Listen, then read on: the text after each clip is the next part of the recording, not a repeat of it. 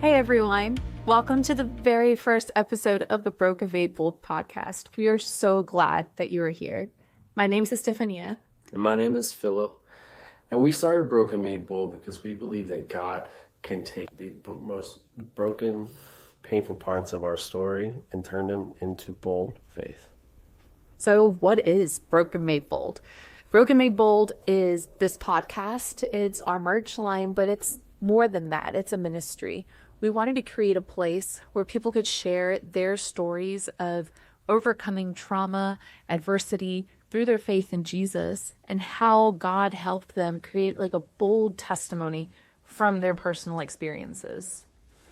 Broken Made Bold stands on 4 pillars on our mission. Number 1, testimony transforms. 2, bold faith and action. 3, healing and hope in Christ. And 4, kingdom impact. We want to encourage believers to be strong and courageous, just as it says in Joshua 1:9. It's all about winning hearts for the kingdom, because when we are bold in our faith, it inspires others to find their faith. And this is something that's deeply personal to us. And the main reason that we started this, because we have walked through something traumatic and we have come out on the other side even bolder in our faith because of what we experienced. And we felt that because, we're doing this podcast, we want people to share their stories. We felt that it was only right to start with ours. Today, we're going to share our journey, which really starts with the reoccurring pregnancy losses that we experienced last year into this year. We're going to talk about how it tested our faith, our marriage, and ultimately how God met us and helped us through it all. Our testimony, and whatever you might be going through might encourage you in this season. So our story, Yeah, so where you want to start? okay, so before all this craziness happened, Yeah. we were just so happy in life. Like we were, and not that we're not happy now, and not that we weren't happy through all of this. We're still able to find joy, but we were in such a good place together. Our marriage has always been so solid, and we've only been married for like less than 4 years. It's like 3. Yeah. And at this point, we were just really excited to start a family. And we were so confident. Like we had just gone on this huge like Disney vacation. We were like, this is our last hurrah. because we had planned this first pregnancy. And this was something that we had prayed about, and we had waited a couple of years to try. Yeah, I think we just really wanted to make sure that we got to grow and spend time together, and really grow as a couple. Yeah. And some of the best years of my life for sure. Yeah. It was amazing. And for those of you who don't know, we met and I proposed, I proposed 6 months. Yeah. Roughly around 6 months after we met, and it's just it was one of those moments where when you know, and it was great. And so a few years.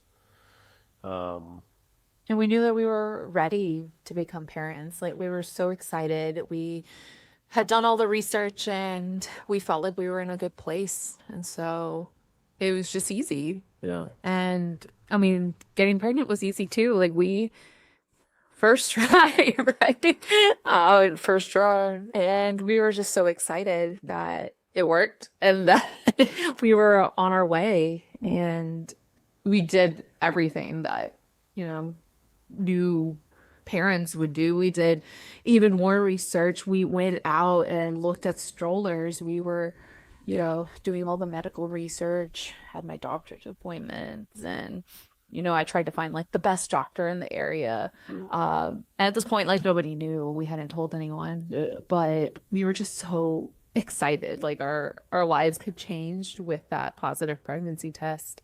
And we were just really, I feel like it was such a joyful time before we told anyone. We were just so happy. Yeah, it was. I think, we had that quiet moment or we knew, no one else knew, and just like peaceful, and then end up turning into the calm before the storm. Yeah, we didn't even know it was gonna be the storm. Yeah, because like it seemed like I think no one ever thinks that when you get pregnant that losing the pregnancy is gonna happen. It just like you're just so like on a rush of being so excited when you're trying to get pregnant, and then you get pregnant and it's like, oh my gosh, this is amazing. And so all the preparation starts, you're excited, you're talking to each other about everything, and it's just like, all right, cool. So you're just like it's like a tunnel vision, and you're like, cool, we have our steps, we know we got to get to like 10 weeks and everything, and then after 10 weeks we're most likely going to be good. So like, Yeah, and it just feels like it's supposed to be, right? And it's it's so sad, to think back and see how everything played out because we waited to tell our family in person, yeah, and my family was having a big gathering in person because my sister was having her baby shower in South Carolina. So really this is the perfect opportunity to tell everyone the news. My grandparents were going to be in town. My parents were going to be there. Like it was just having family around, Yeah. and breaking the news was so emotional. Everyone was so excited for us. And then as we came back from the trip on the way out, we stopped at your parents' house and we told your parents, we called your sisters. Like it was the whole phone chain, like let's tell everybody. And it was like at this point, we've made it so far. yeah. And It was like a Wednesday or something that we came back. yeah, it was early in the week. We had our first trimester ultrasound that Thursday, and that's kind of where everything started falling apart. It's no one can really prepare you for, you know, uh, it's funny. The night before the ultrasound, I was singing at church and I had expressed to one of the other singers that I was nervous about the ultrasound. And social media can really plague your mind. I feel like you looked at social media too much. And I had just read so many sad stories, and I was nervous going into the ultrasound because there was just something telling me like something's not right. Like this is not going to be an exciting moment. And I was talking about that at church, and the ladies were so encouraging. They were like, no, like every mom, gets nervous for these appointments. So you're fine. Like everything's going to go great. But I just felt so unsettled. Like I was a wreck that morning. Like the ultrasound appointment couldn't come soon enough, but also like I didn't want it to come because I wasn't ready to face, if there was an issue. And, no one can really prepare you for that feeling of silence that extends when you're like laying on this table and you're waiting to hear a baby's heartbeat and nothing's happening. And, the nurse is quiet and she's not interacting with you. And then she says, I'll be right back.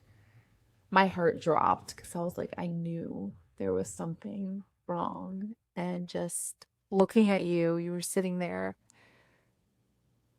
Yeah, I mean, it was weird for me because, being in there for the first time, I didn't really know, because I could see the screen and you couldn't see the screen.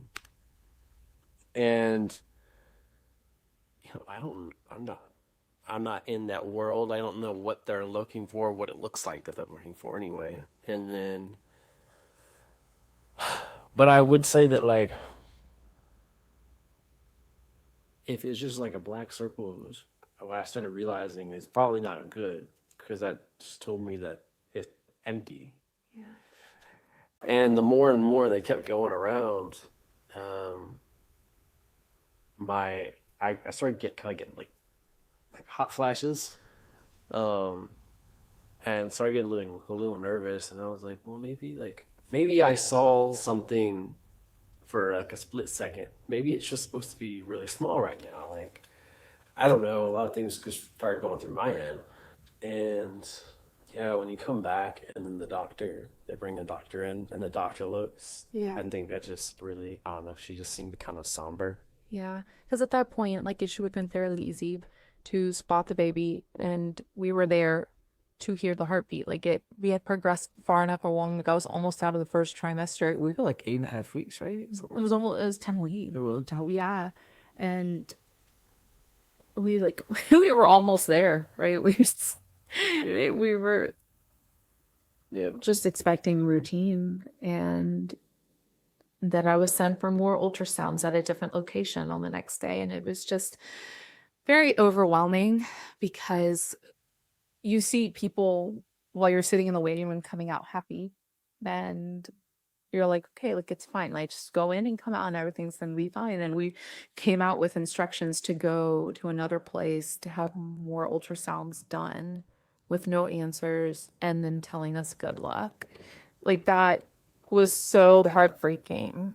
Yeah, also like they get you in this room, they make you feel all cozy, then they do the ultrasounds, and then they don't say anything to you. They're like, bye, have a nice day. We'll get in contact with your doctor. Hopefully they'll talk to you soon.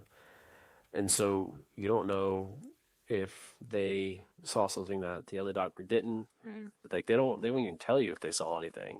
And I think it's because they're like, well, I'm not like technically qualified to like speak on it. They just do the ultrasound. Right, because then they're gonna give it to like the radiologist to like check and make the Decision. in. But it's like, man, like you're gonna let us like sit there and like for like a couple days, And just wait. have like wishful thinking that maybe something might be okay. Yeah. And it was emotional, right? Because it's the same week that we told our whole family, and it was my mom's birthday, and we went to Cracker Barrel after that appointment, after the second ultrasound. We went to Cracker Barrel.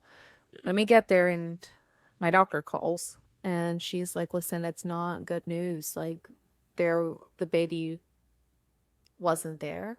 Yeah. She's like, you were going to start experiencing, and then she starts going through everything that I'm about to go through physically, and then giving me the option, right, to just go in and have them do a DNC procedure and just get it over with. But in my mind, I'm like, I don't want to go and have a procedure done, because like if this is what is happening, like I want my body to take care of it and just let it happen naturally, because I felt that I just didn't want any part in like ending this.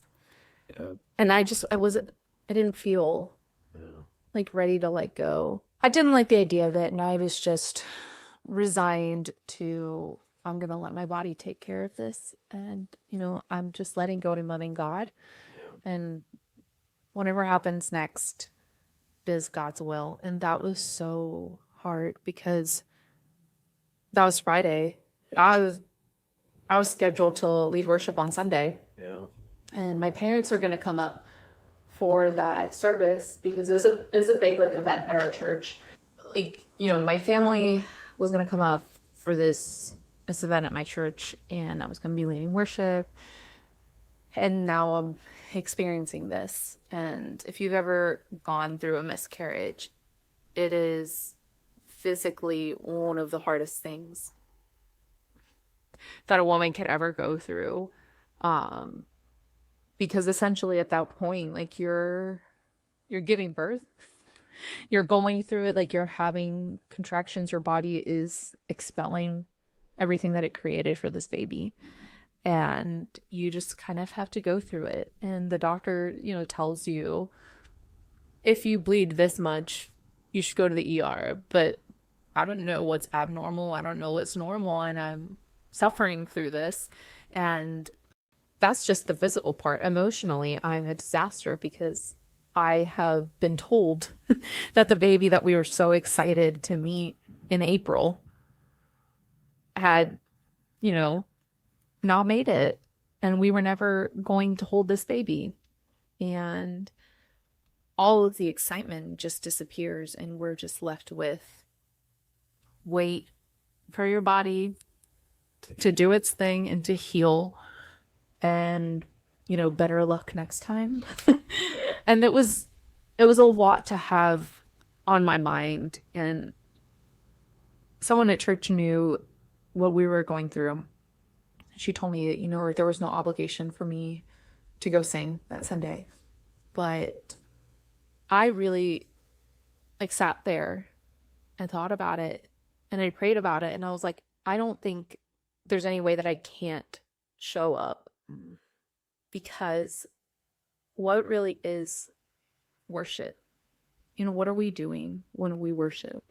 Are we just singing to God because everything is perfect? Or, is that what we do for God, regardless of what we're experiencing?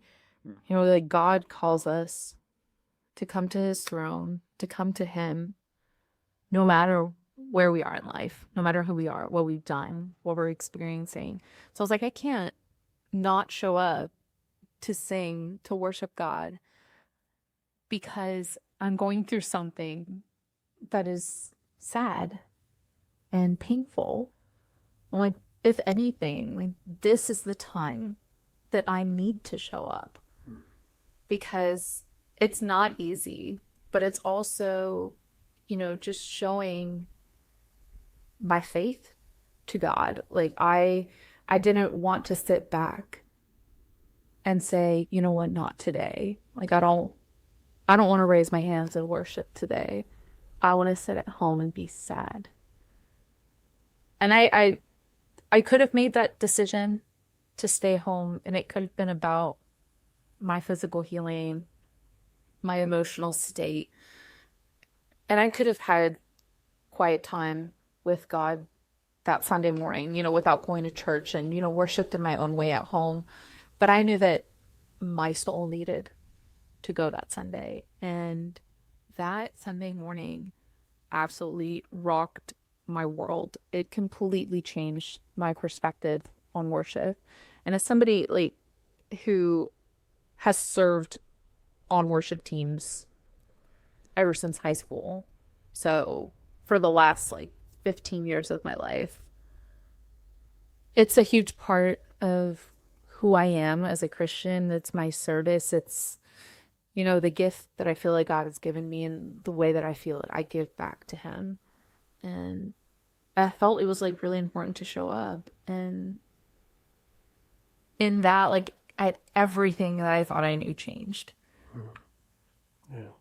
It was a deeply emotional experience. And I think in that moment, that morning, I had never felt more close to God in my whole relationship with him. And I grew up in church. I got baptized in elementary school.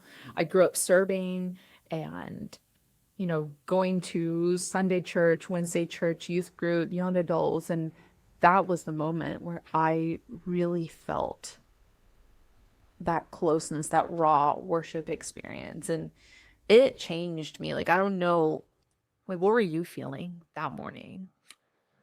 Yeah, I mean, I know we talked about it, we should still go. I think it's so important and that to see you up there, first of all, because you had also gone to rehearsal the day that you found out. And to see you get up there and sing and worship kind of just emboldened me. It really gave me a new perspective on things. And also proud of you. I had this joy of she's absolutely a fighter, she just found this out. So many people would just walk away and say, I need to take time, which is I feel a natural response. So, I mean, there's nothing wrong with that. It's okay to feel the need to take time and grieve, right? That morning was hard, but I think the biggest thing, piggybacking off what you said, is that we don't go to church just because we're happy. I feel as someone who didn't grow up in church, I was always afraid to go to church. And when I went to church, at that beginning point, I almost hurt a lot in my own mental state, right? And so I feel going and worshiping and hearing God's word in person, especially the worship part. Worship impacts us both Yeah. very heavily. And it's a way to kind of like connect to God. And I feel like in the hard times, it's probably the time you need it the most. Yeah. And be able to stand there and like worship God and like feel Him in your presence, right? For you, it was like, man, wow, she's not only like worshiping and going to church, but like she's getting up there and trying to lead the congregation in worship as well. Like, just like a testimony of your character in that moment. I don't know how you did it, but like I think it was absolutely amazing, and I know God was super pleased and proud of you that day. You know, like to push through that. It was so hard. I mean, at times when you're struggling, you don't. It's hard to feel like wanting to raise your hands and worship. A little hard that day. But what I realized is like it's okay to not be okay, and then just give it to God and kind of like let loose and surrender. Yeah. In that moment, and then everything kind of like falls away in a way. Not that the pain goes away, not that the situation goes away, but that you know that you're gonna be okay and God's there with you. Right. I think was the biggest thing for me in the audience, right? Yeah. I know you were leading up on the stage. For me being in the congregation, it was just like I want to make sure that I'm not being shy about worship, because sometimes it's easy to do that if you're not feeling it or like you're just sad. I think it took me a song or so, and then I was just like, I gotta like surrender, and then just all kind of came down and was like, okay, yeah, you're here with me, and I acknowledge that you're here with me. It's gonna be okay. It doesn't feel okay, but it's gonna be okay. Yeah. Yeah. And speaking about, like how worship impacted us so much. Like we were listening to a lot of worship music through this, and it was really hard to sleep, like for me, just because of how physically exhausting it is to go through this. I was up most of the nights during this time, and I, for the first time in my life, sat up one night and worked up this song that was in my head into my notes app. Like I sat up and I scrambled for my phone and pulled up the notes app, and I just started typing because I just had this song in my head that I was repeating to myself, trying to calm myself down so that I could go to sleep. And I had never written a song before. Never really had the desire to be a songwriter or a singer, and I just, in my entire life of being involved in music, I've never written anything that was my own. But that night I was like, I have to get these words down.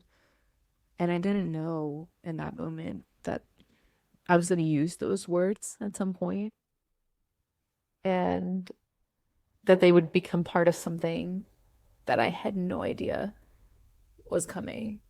And that's another part of our story, like another part of what we're going through. But just leaving that there, like it's amazing to look back and see how God uses every single part of your story.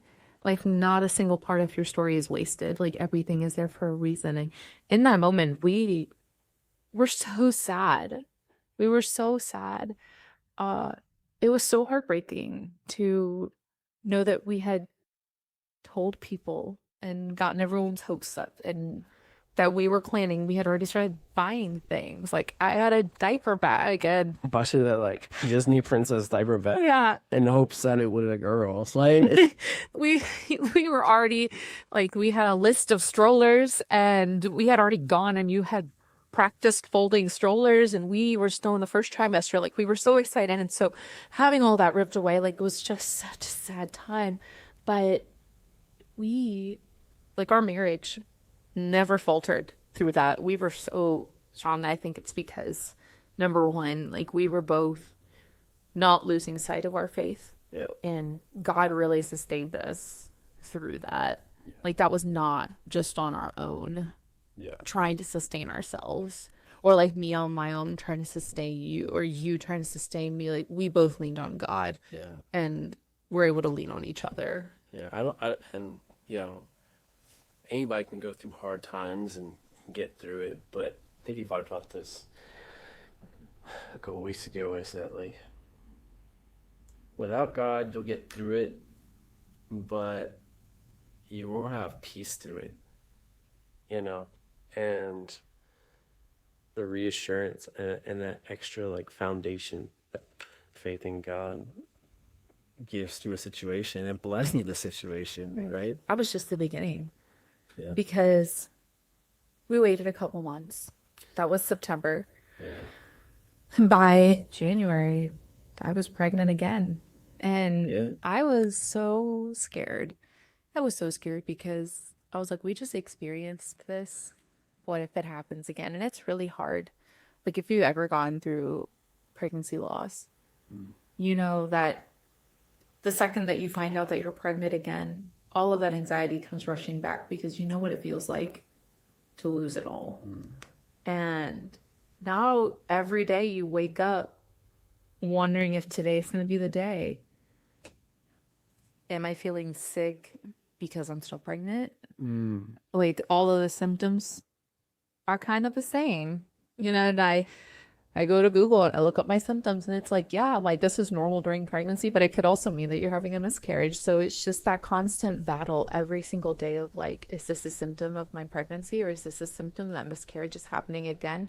It's too early to see the baby. I don't know what's going on. I'm just praying that every day I wake up, I'm still pregnant. And I kept taking pregnancy tests, hoping that my line was as dark as it was that first day. And because I had already had a miscarriage, I was going in every week for blood tests to test my HCG. Told me that it wasn't going to be anything definitive, that it was just going to be a baseline to look at and just monitor me. But those numbers started not looking great. Yeah, it was like teetering. And it was so, it could have been so easy for me to backslide into just this deep, dark pit of depression. But I had a lot of hope in the beginning. Like I was like, okay, it's not gonna be a girl this time. It's gonna be a boy. I don't know. like, what are the chances it's going to happen again? Like it was going to happen again. Like two in a row, it doesn't make sense. So like, I was very hopeful, but I was also a lot more cautious in my mental state because I was like, okay, I feel some peace, but mentally, I feel like I was like, okay, don't give your hopes up though, because the last time, and so it was a weird situation. It was like, I want to be happy, but like, don't be too happy. Right? Like, and it was like weird. It was a very weird feeling for me. Yeah. I didn't know what to do with it because I also didn't want you to think that I wasn't excited. Like I was excited, but I was like, we gotta walk through this cautiously. And then it was just me trying to be like, well, was it something that I ate last time? Just trying to find ways that I could prevent it from happening again. And that was exhausting because it's like, as we came to find out later, nobody knows why it happened. Yeah, and I feel like you can go online, you can research, you can find all these things. Like people still get pregnant, and they did drugs Right. or something, They have like or something crazy like that, right? joke and Paula's having babies, if women having babies in prison and Right, and like everybody's body is different, right? So it handles different. But like you being cautious, like you changed your diet, like you weren't exerting yourself a lot. So it was like there's nothing that you could have done to prevent it. And if anything, you were just causing more stress by worrying about and absorbing all of that. yeah. And it's not like you can tell someone, don't worry. Like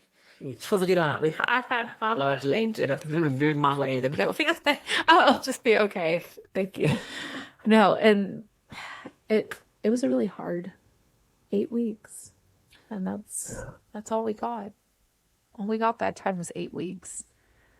And this one was weird because we had several ultrasounds. As someone who's classified as high risk, I got to go in early, and we had ultrasounds that confirmed the baby's measurement and a heartbeat. And we thought a heartbeat means we are in the clear. Yeah. Everything is great. Oh, they say We can relax. Like the chance of having a miscarriage goes down yeah. exponentially when you determine that there's a heartbeat. And so we thought that there's no way Yeah. this won't happen again. Yeah. And then one day I'm getting ready to go sing at church. And I am bleeding to the point where I knew that this was not normal for pregnancy. That was the day I ended up in the ER. And the day that, again, a doctor looked at us and said, "We don't see a baby." Yeah. After like 5 or 6 hours, just in the hallway. We were in the hallway of the ER on a like a stretcher bed, Yeah, that's laying in the hall. and it took 5 hours for them to come see us, and then it took another like hour and a half after we got the ultrasound done, like they were to hear anything, and then another like hour to release us. Yeah. And meanwhile, I'm laying there uncomfortable in a hall, like everybody is just walking past us. We're literally at the entrance to the ER. Like where all the rooms are in the back. Like we're right at the entrance, so that's everyone's walking past us. And I'm just laying in this bed bleeding. Just wanting to go home. Because I think at that point, like I just knew. I knew. Like after the ultrasound, when they couldn't identify the baby, we had already seen the baby. We had 2 ultrasounds that confirmed the baby's length. We knew the baby was there. And for them to say we didn't see anything, that's everything we needed to know. Yeah. And so going home that night, I felt numb. I didn't react emotionally the way that I did the first time, because it just kind of felt like I was waiting for it to happen again, and I was like mentally prepared for it. And it's awful to feel that way, because that was a life that I was carrying, and I was always just waiting for the other shoe to drop. Yeah. And it was after all that anxiety and the roller coaster of emotions of your baby has a heartbeat, everything is great, to now your baby's gone. We had told family.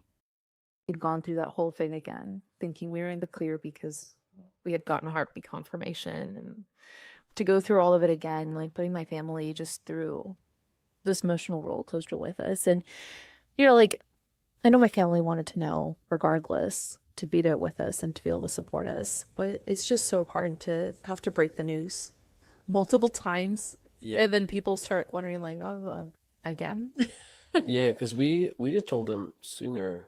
Yeah. That the second time, because we were like, well, we would like people to know so they could be praying for us. I don't want to be alone. Yeah. Because even going back to the first time, like we had a couple days to ourselves, kind of just grieving. Everybody kind of left us alone, and then to have them come up, it was kind of nice and refreshing, just because like it gave some normalcy. Yeah.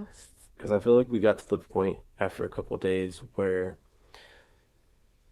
we were kind of sitting, we were being there with each other, and then we didn't know what to do. We were kind of like staring at the wall, like, what do we do? Because we had so much hope in all these plans, being like prepping for a baby. It's like, well, now we're not prepping anymore. So, like, what's our purpose? Like, we're not going to be parents right now, so what's our purpose? And so it was nice to have that normalcy. And then ultimately, though, like, I feel like where God stepped in is he kind of reminded us that it's gonna be okay, that we're not always gonna understand, and that like our purpose is right now is to be there for each other and be a rock for each other and like encourage each other. There were some Bible verses that like really stuck out to me then, and one was Proverbs 3:5-6. Just trust not in your own understanding, but in all ways submit to him, and he will make your path straight. Realize and kind of come to surrender that like we're not always going to understand why things are happening, but it's going to be okay. Like his ways are higher than ours, and it's just didn't both times just didn't develop enough to like produce life that could sustain in the outside world, you know? And if anything, it's like a little bit of grace for the baby because it wouldn't have survived anyway. Yeah. And so it kind of just like gave me some peace.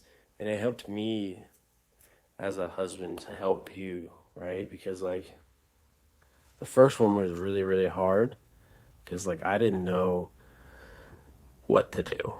I was so focused on I need to make sure you're okay. 100%.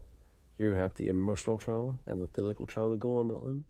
And then I was like, I had only the emotional trauma. So, like, I need to make sure you're good and make sure I was good. That was a problem.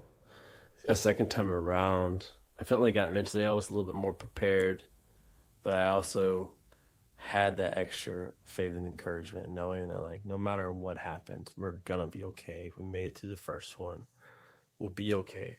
I'm not gonna let us slide, and God's not gonna let us slide. As long as we stay close to Him, that He will provide for us, even through the pain and the struggles. Yeah. Right? It's like, even like Job, right? Like he went through all these crazy things. You know, God allowed those things to happen, but he was still faithful. And it kind of just reassures us that when we go through these hard times, like God's not punishing us, right? Like, he, some things are just naturally not going to work out, and other things, it's just there to help us build our faith and grow. Yeah, and it becomes our testimony. Yeah. And something that was beautiful to experience through all of that pain is just how people showed up for us. Like, our family is incredible. Like, your parents are in the same state, a couple hours away, but, having them nearby and their support, and then my family came up to see us. Yeah. And just having, just parents who pray for us and just care so deeply for us, just like in the parental way the parents do, but also they're so faithful to their own relationships with God, and their prayer life really extends, and we feel that. We feel that as their kids. And that was just, it's so nice to have supportive family. And then the body of Christ, like our church family, like we had people from church show up for us in ways that we didn't expect. I think that really surprised me the most, just because, like, outside of the circle of a worship team, like, we're pretty, like, quiet, reserved, Yeah. So to see a community kind of, like, rally behind you and be there to support you was incredible. I mean, I wasn't expecting it. And it kind of felt weird to, like, accept help. Like, I didn't know what to do, especially, like, as a guy. I'm like, no, I can take care of it. I can fix it. Like, with your second natural mentality of a man. And so it's like, okay, these people want to help us. God's allowing them to help us through this so that we can be there for each other a little bit more and not have to worry about the little things.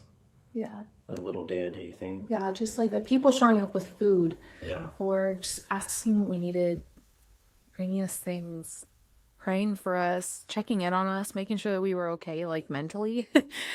Just being a friendly voice to hear. It was amazing just to see the body of Christ at work and how being part of something like that, a church family, really helps. Because, I mean, like I said, like your family is here in the state, and it's amazing that we can rely on them for so much. But we also found out that, we have people nearby who we're not related to, but still treated us like family And like they care enough. to show up for us. It didn't have to. They don't often didn't really know us that well. Right. And so it was just like, wow, like to see that like God really like stirred something in somebody else to like do something like that. Yeah. Really like it made me emotional. Just because it's like, why would someone do that? Yeah.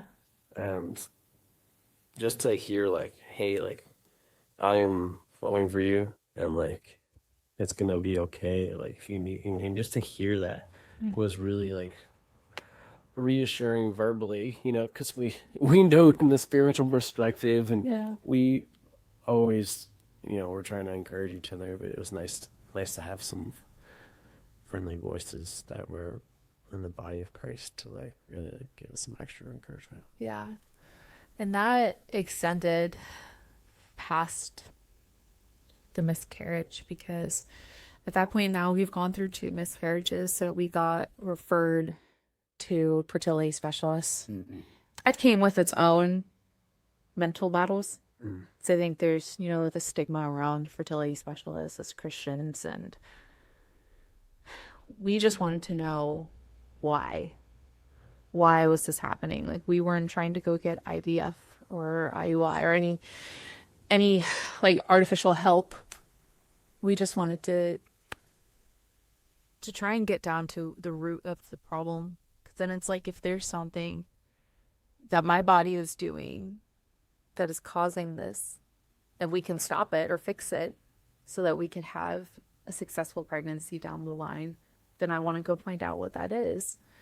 And so then came the endless tests and procedures and that huge checklist that we got, all the things that we needed to do, all the places that we needed to go to for, you need to go get a blood test here, you need to go get a blood test here, you need to go get this type of ultrasound, you need to go get like a saline ultrasound, like all of these different locations. Like, I feel like every week we were going somewhere new to get something else done. And it was so exhausting, like physically exhausting, because at this point, like, I'm getting poked like every single week, like everywhere I turn, I'm getting more blood drawn. I felt like I was under the microscope constantly. And, all to try and find answers. And throughout that process, they discovered that I had some polyps that, if they get to a certain point, could cause recurrent miscarriages. So it was a cause for concern. So they had me go in for a hysteroscopy to get those removed and to have them tested to make sure that they weren't cancerous. And when that conversation happened, I started getting scared because I was like, cancer? Like, this is like another layer emotionally for us, like after what we had gone through. So I was terrified going into that surgery, and your mom came up to sit with you, and just having that emotional support there was amazing, because we were both just nervous wrecks. And your mom is such a calm presence. Yeah. And I didn't know that I needed it. I was like, oh, I'm gonna take her to the doctor.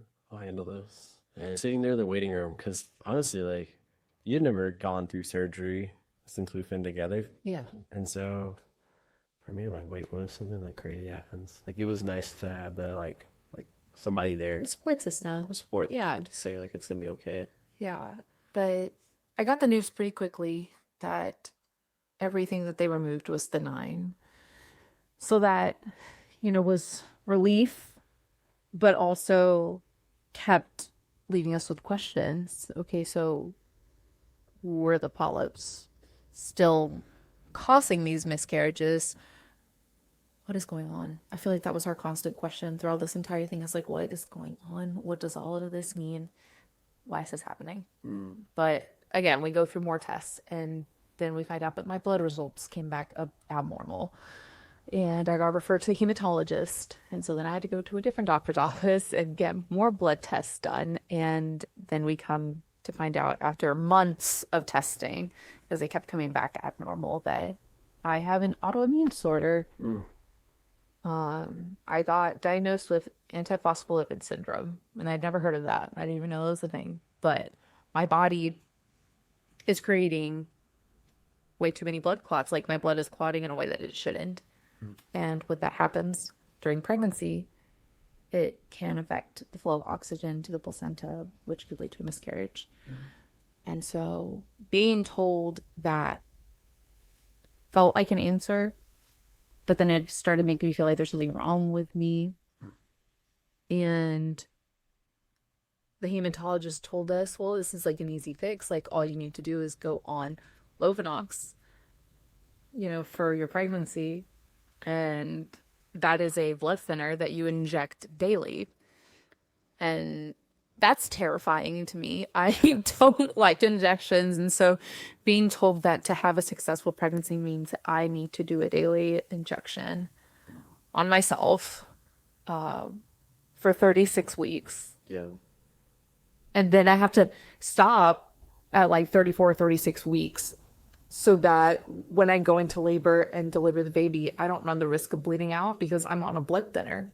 Yeah, you do your research on Luminox, you're like, oh my gosh, like you can black out, like after taking it and all this stuff, and I'm like, man, I'm gonna have to be here to make sure I can give you the shot, because like you probably won't be able to give yourself the shot. Yeah, I mean, like maybe at the beginning I can talk myself into injecting myself, but it's that weird like mental block of like I can't do this to myself. I need somebody else to do it for me because I just can't cause myself that discomfort. Like it's weird. I don't know. Like I've never had to experience that before. So for me it's like a lot to process mentally. So I'm like, yeah, I need you to do it for me. But then I started thinking, I'm like, well, is he gonna be able to do it for me? Like, is he gonna be weirded out having to inject me because I have to inject my stomach area? And as you know, this will be when I'm pregnant again. And so as my baby bump starts growing, like I start losing the amount of like squishy skin that I can inject, and then I have to start injecting my leg. And I feel like it'd be easier than just but I wish it would have worn like an EpiPen where like a lady tell you what. this is like A long needle. I have A really long needle. Yeah, we made a mistake. Well, not the mistake. I don't know. We need to be informed, but we went on the website, the Lovenox website, to look at the instructional video of how to inject yourself in this lady. It just pulls out a syringe, and I'm like, that's not what I expected. And we're laughing about this now, but going through that, like I was crying. I was not mentally in a good place here. And then that was just a couple months ago. Like we just found out.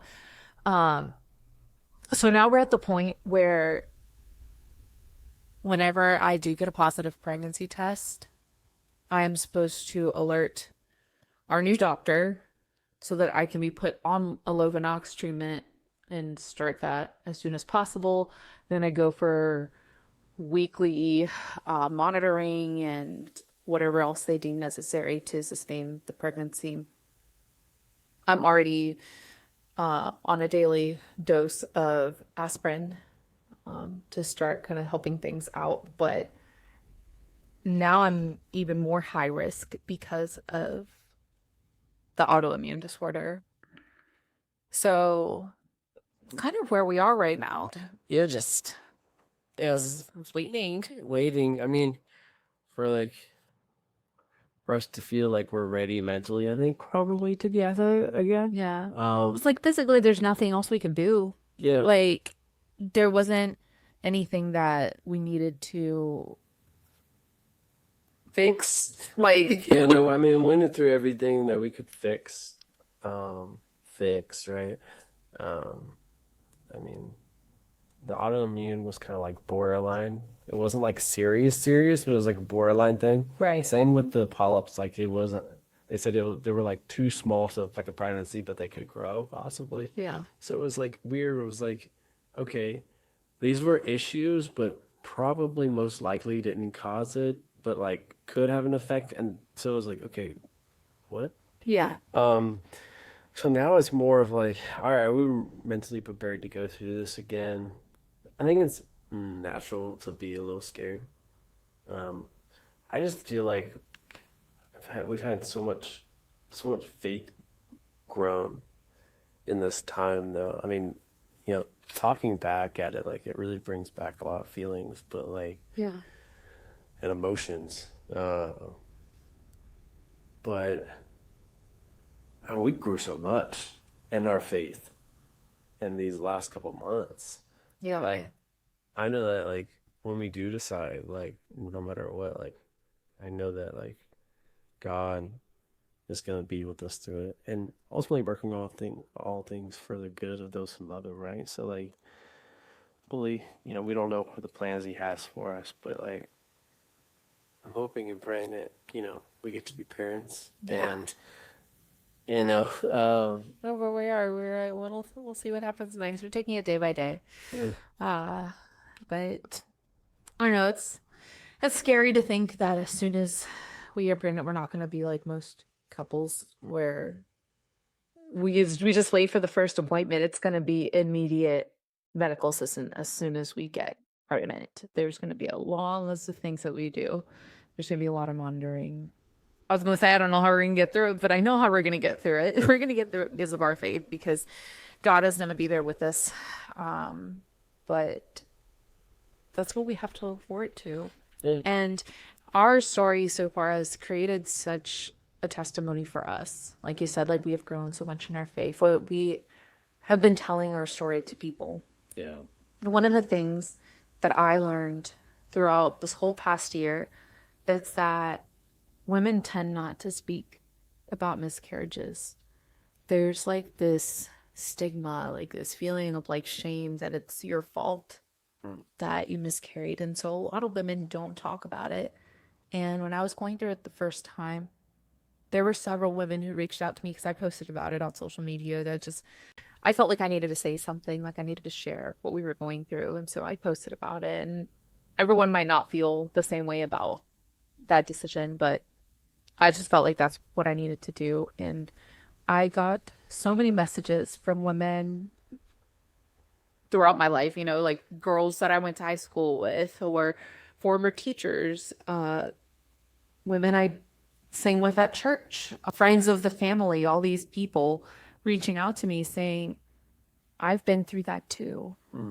And just talking with other women who had gone through it and hearing their experiences made me feel like I wasn't alone. So I started feeling like I need to talk about this, like I need to share my story, because if somebody hears it who feels like they were alone going through this because no one's talking about it, then maybe I can help them feel less alone, and maybe like I can inspire them.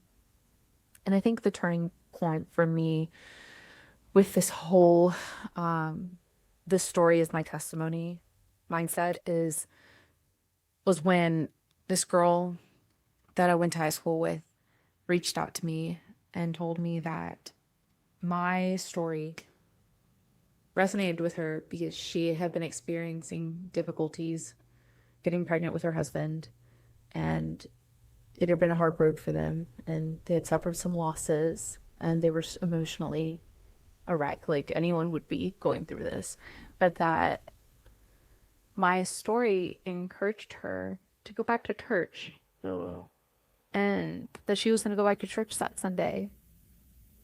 And I just remember thinking, God, if that's why I went through this, and that's why I posted my story on social media, was because one person was going to see this and relate to it and go back to you, then that's all I need to know.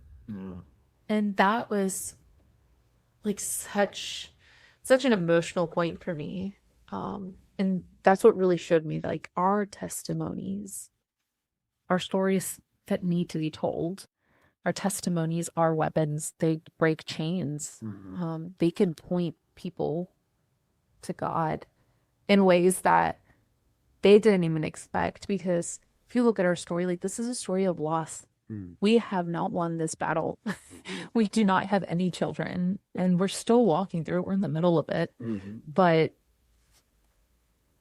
seeing how we've gotten the responses of people telling us that they resonate with our story, or that it's encouraging to see us still showing up for God, like showing up and serving despite what's going on in our personal lives. That's why we're doing this. That's why we started Broken Made Bold. Yeah. Because our testimony has turned into our weapon. Yeah. That's for sure. Yeah. So that's where Broken Made Bold comes from. We felt so incredibly broken through these miscarriages. I felt like my body was broken. I was like, I am not capable of doing the one thing a woman was made to do, is to bear children and bring children into the world. And like, my body was not doing it. Like, there's something wrong with me. I felt broken as a woman. Yeah, I felt broken as a man because I felt like I couldn't protect you from it. It's like, yeah, how am I? Not only I can't protect you from it, I also can't help you heal. No amount of doing things for you, like getting you coffee or chocolate, it's like trying to like lift your spirits is gonna help you through this. Like, they're nice gestures, but like she's still in pain. She's still emotionally a wreck. I'm emotionally a wreck. How are we gonna get through this? Yeah. And it's just amazing to see how we've come so far through it. And it's just a testament to like God can get you through anything. Yeah. Doesn't matter how far you are from God. Like, we're believers. I wasn't always a believer, and like, we've gone through other things as well, but like on our own individual past. But like, no matter what you're going through, what you might feel unworthy or whatever it is you might be experiencing, like, God's always there. He's always there. It's just that you have to stop and listen and go to him. And when you're going through those hard times, he's there. He wants you to come to him and ask him for help. Yeah. That's what he wants. He's a father. That's why I call him father. Like, he wants to be there for his children. Yeah. And he sometimes has his own unique way of doing things, but he's always going to be there for you if you go to him. Yeah. And you find strength through leaning on him. And even though we felt broken in our own ways, God's strength sustained us through that brokenness, and we came out the other side just emboldened in our faith and ready to share our testimony with people, and just on fire for bringing people to God. Because it's stories like this, and I've my whole life going to church, I have heard other people's stories of how God saved them from this, or God changed their life in this way. And it's always so emotional and encouraging for me, even though like I grew up in a Christian household, but just to see God working in other people's lives. And I think it's so important for not just Christians to see that, but it's so important for non-believers to see it. Because there's the proof, right? Like, non-believers are looking for that proof. Yeah. And God is showing up in our lives every single day. We just need to be bold enough to share that and to show people, God did this. It wasn't me. Like, we didn't stroll through this together and we got our own strength and not the other side. Like, we are here in the state that we are in, and we can look back and talk about this in the way that we're doing it because of God. Like, this is not us. Yeah. So that's Broken Made Bold. Like, that is why we wanted to do this. We wanted to make a place where we could share our story, but then we can also encourage people to share their story too. Because everyone has a story. everybody has a story, and you are the churchgoer since day one, or the person that's never been to church. For those who have gone to church their whole lives, I feel like a lot of times they feel that they got saved really early in life and they don't have this big, bold story of like how they came to Christ and through all the struggles and all that kind of stuff.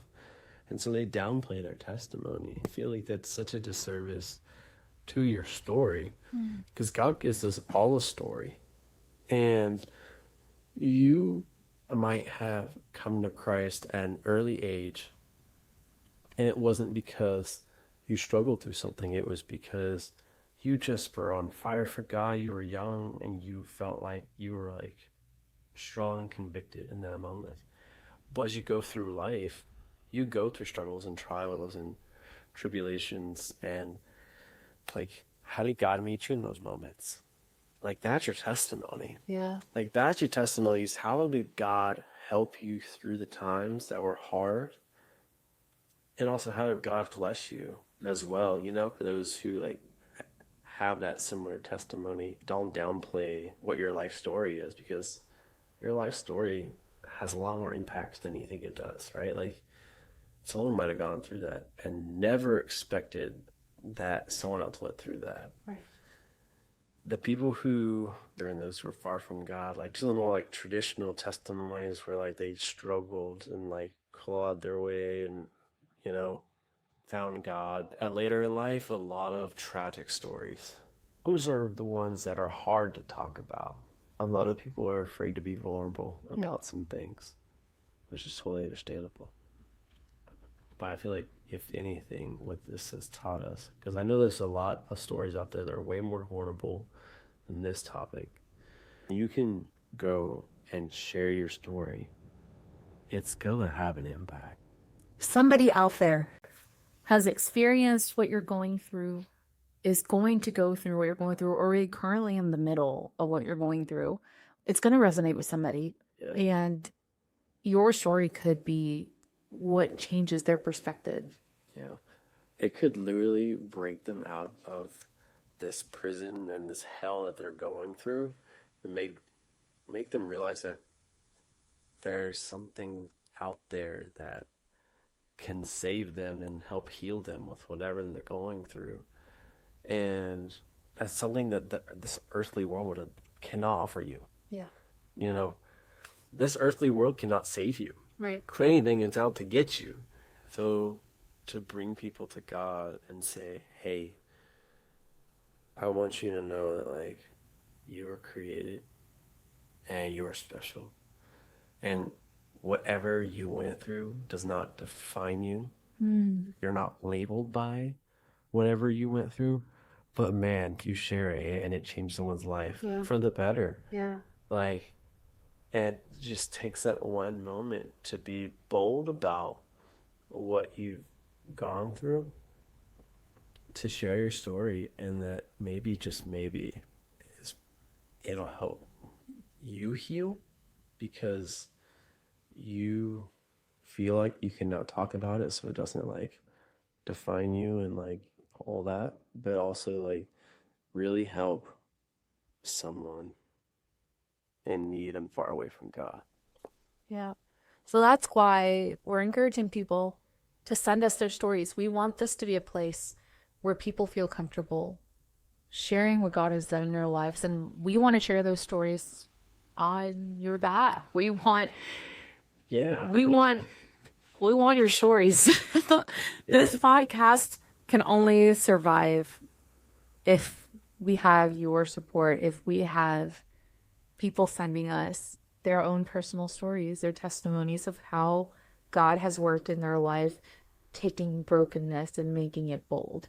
And we're just encouraging you, if you're listening to this, if you're watching this, to share your story with us if you feel that you have a story that you want to share, because we would love to talk about it on here and share it with whoever comes across this podcast, in the hopes that it will encourage the right person, that it'll meet the ears of the person who needs to hear it, and ultimately help that person's relationship with God and point them, like in the right direction.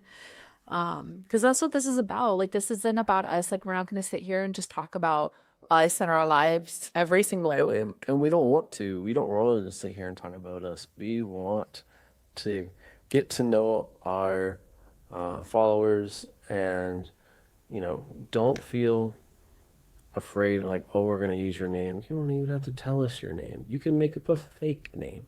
It doesn't matter. What matters is the story.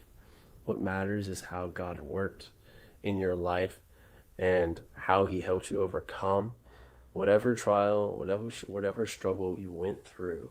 Like, it's all about glorifying God through the circumstances that you've gone through.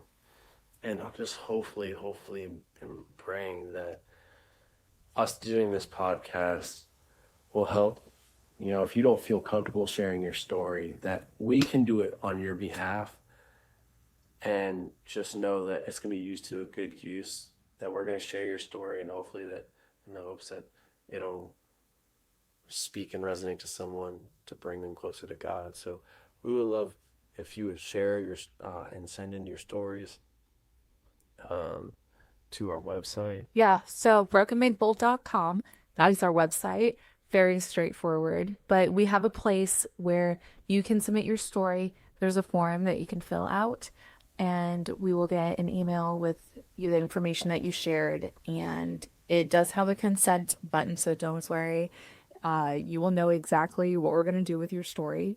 So if you happen to stumble upon this page and decided to write a story but didn't want it to be on social media, you will know by the disclaimer that you have to agree to before you click submit that submitting your story means that we will share it on this podcast. We'll share it on our social media.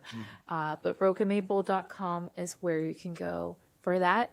And it's also where you can go to buy the stuff that we're wearing. So we wanted to do multiple things with this space that we're creating, and to make it a community, we wanted to give people a way to connect with us and to spread the word about Broken Made Bold. And also, like, we see the merch as wearing your testimony, because this is saying I was broken but I was made bold, and that kind of prompts a conversation right there. And it's a way that you can share your testimony with someone. If someone says like, hey, cool shirt, what does that mean?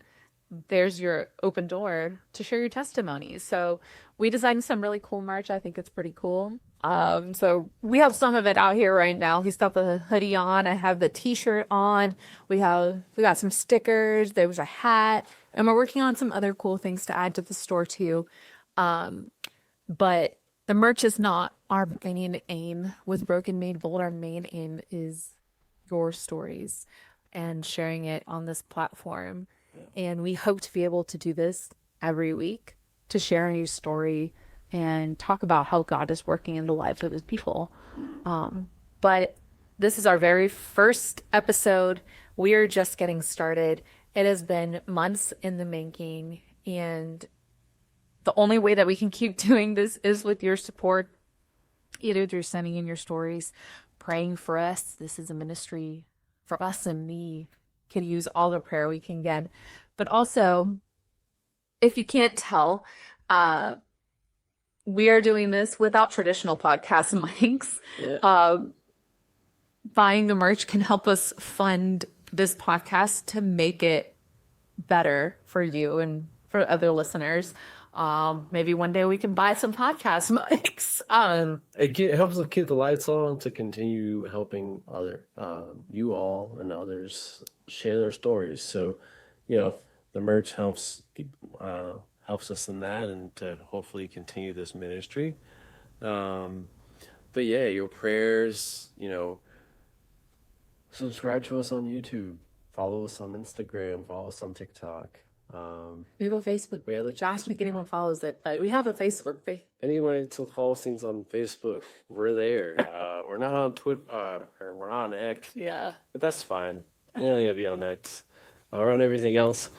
But yeah, a follow, a like, share, whatever you feel led or called to do. We would really hope, the stories really matter. That's what's most important. So if you feel led to write us your story, we would be super excited as we were blessed to share it for you. So And can we take a moment to just appreciate this setup right now? So Philip is incredible, and he created this wall that we're sitting in front of right now. He did it this week. It took him several days, and I mean, we're sitting in our basement right now. This is a white wall behind us, and he transformed this space. He made this backdrop from scratch.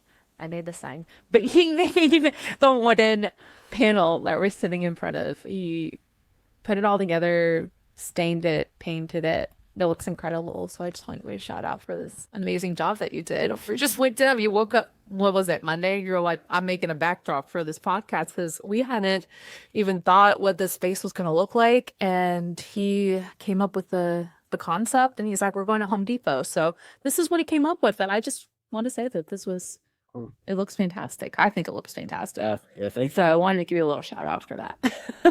Appreciate that. Yeah. All right. But yeah, so if you want to keep seeing this podcast grow and see our ministry grow, visit us at brokenmadebold.com. Buying a hoodie could make the difference for us between these little microphones and podcast microphones. This will only get better with your support. But please, if you have a story or you know somebody who has a story, send them our way. Because we would love to have your story on this podcast. Absolutely. Well, for those of you who stuck around, thank you so much for listening. And we will see you next week on the Broken Made Bold podcast.